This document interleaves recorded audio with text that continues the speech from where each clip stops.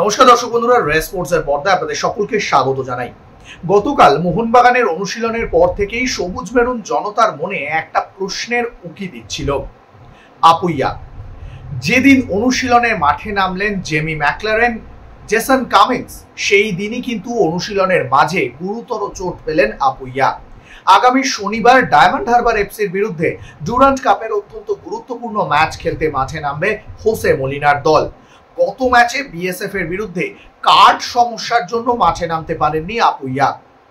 Card সমস্যা কাটিয়ে diamond Harbour ম্যাচে মাঠে ফেরবার সম্ভাবনা ছিল, কিন্তু তারপরই গতকাল অনুশীলনে যেভাবে চোট পেলেন আপুইয়া, সেই নিয়ে কিন্তু যথেষ্ট আশঙ্কার তৈরি হয়েছিল সবুজ মেরুন শিবিরে।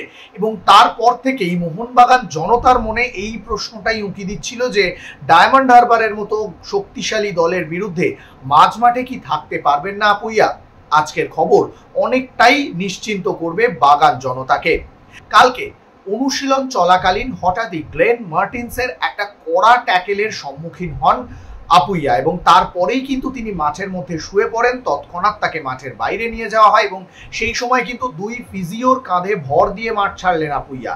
তারপর কিন্তু বেশ কিছুক্ষণ দাঁড়িয়েও থাকতে পারছিলেন না, যদিও শেষ পর্যন্ত দেখা গেল যে তিনি ধীরে ধীরে খোঁড়াতে খোঁড়াতে মাঠ ছাড়ছেন এবং সেই সময় ফিজিওর তত্ত্বাবধানে তার প্রাথমিক চিকিৎসা করানো হয়। সেখানে স্প্রে দেওয়া হয়, তাকে ওষুধ দেওয়া হয় এবং সাময়িক শুশ্রূষা যেটা প্রয়োজন সেটা করানো হয়।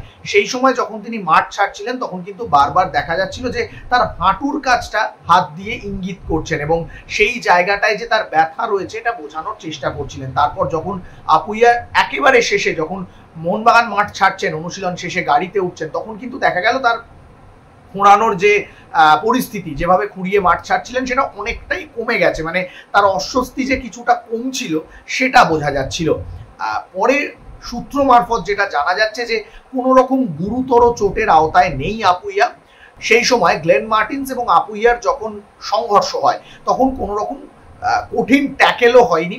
দুই ফুটবলারের হাঁটুতে ধাক্কা লেগেছিল এবং যার ফলে ডাক্তারি পরিভাষায় যাকে বলা হয় নক, এই নকের কারণে হঠাৎ করে হাঁটুতে ধাক্কা লাগলে কিন্তু প্রবল যন্ত্রণা তৈরি হয় এবং আপুইয়ার কিন্তু ঠিক সেই সমস্যাটাই হয়েছিল, যার ফলে সেই সময় তিনি দাঁড়িয়ে থাকতে পারছিলেন না এবং সাময়িক শুশ্রূষার পরে কিন্তু তার যন্ত্রণা ধীরে ধীরে কমতে থাকে এবং তারপর কিন্তু তিনি যতটা সম্ভব স্বাভাবিকভাবে হাঁটার চেষ্টা করছিলেন। ফলে এখন যেটা মনে করা হচ্ছে যে তার চোট একেবারেই গুরুতর নয় এবং ডায়মন্ড হারবার ম্যাচে তার যে মাঠে নামা নিয়ে আশঙ্কা তৈরি হয়েছিল সেই আশঙ্কা কিন্তু অনেকটাই কমে গিয়েছে।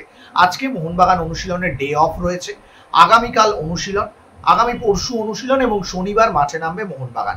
গতকাল মোহনবাগান অনুশীলন শেষ করেছে 7টায়, আজকে অনুশীলন নেই, আগামীকাল বিকেল 5টায় অনুশীলন, অর্থাৎ প্রায় একদিনেরও বেশি, প্রায় 1.5 দিনের কাছাকাছি বিশ্রাম পাচ্ছেন আপুইয়া। যেহেতু আজকে অনুশীলন নেই, আগামীকাল বিকেলে অনুশীলন রয়েছে, সেক্ষেত্রে মনে করা হচ্ছে যে কালকের আগে তিনি হয়তো সুস্থ হয়ে উঠতে পারেন। তবে এখন তিনি এই বিশ্রামটাকে কাজে লাগিয়ে কতটা রিকভার করতে পারছেন নিজের চোটটা, তার উপরেই হয়তো কালকে তার বল পায়ে মাঠে নামা নির্ভর করছে। হয়তো এমনটাও হতে পারে কোচ তাকে কালকে সাইড লাইনে রাখতে পারেন। আবার এমনটাও দেখা যেতে পারে যে যদি তিনি দ্রুত রিকভার করে ফেলতে পারেন এই চোট থেকে, যেহেতু এখন তিনি পর্যবেক্ষণের মধ্যে রয়েছেন, মোহনবাগান দলের যারা ফিজিও চিকিৎসক রয়েছেন তারা পর্যবেক্ষণ করছেন, সাময়িক শুশ্রূষা করছেন, ওষুধ দিচ্ছেন। যদি তিনি এই সময়টাই রিকভার করে যান, হয়তো এমনটাও হতে পারে কালকে তিনি বল পায়ে মাঠে নেমে যেতে পারেন। পরশুদিন চূড়ান্ত অনুশীলন ডায়মন্ড হারবার ম্যাচের আগে, সেই অনুশীলনে হয়তো আপুইয়াকে পুরো দমেও মাঠে দেখা যেতে পারে, কিন্তু সবটাই নির্ভর করে রয়েছে কোচ হোসে মলিনার শিলমোহরের ওপর। তিনি যদি মনে করেন যে ঝুঁকি নিয়ে ডায়মন্ড হারবার ম্যাচে আপুইয়াকে মাঠে নামাবেন, তাহলে হয়তো তিনি মাঠে নামতে পারেন।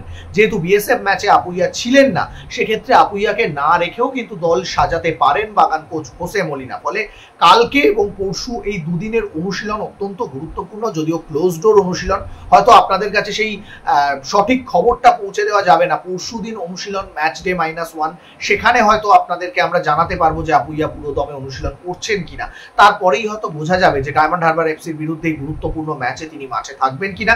কিন্তু আজকের খবর অনুযায়ী অনেকটাই নিশ্চিন্ত হতে পারেন বাগান সমর্থকরা, কারণ যে গুরুতর চোটের আশঙ্কা করা হয়েছিল, আপুইয়ার চোট অতটাও গুরুতর নয়। একেবারে ফুটবলের পরিভাষায় বা ডাক্তারি পরিভাষায় এটাকে নক বলা হয়, আমি আগেও বলছিলাম এবং আবারও বললাম। এইটা কিন্তু সাধারণত ফুটবলারদের হয়েই থাকে, এটা খুব একটা গুরুতর বিষয় নয়। আশা করা হচ্ছে দ্রুত সুস্থ হয়ে উঠবেন আপুইয়া এবং খুব শীঘ্রই আবারও তাকে মাঠে দেখা যাবে। সৌরভ মুখার্জি, রে স্পোর্টস।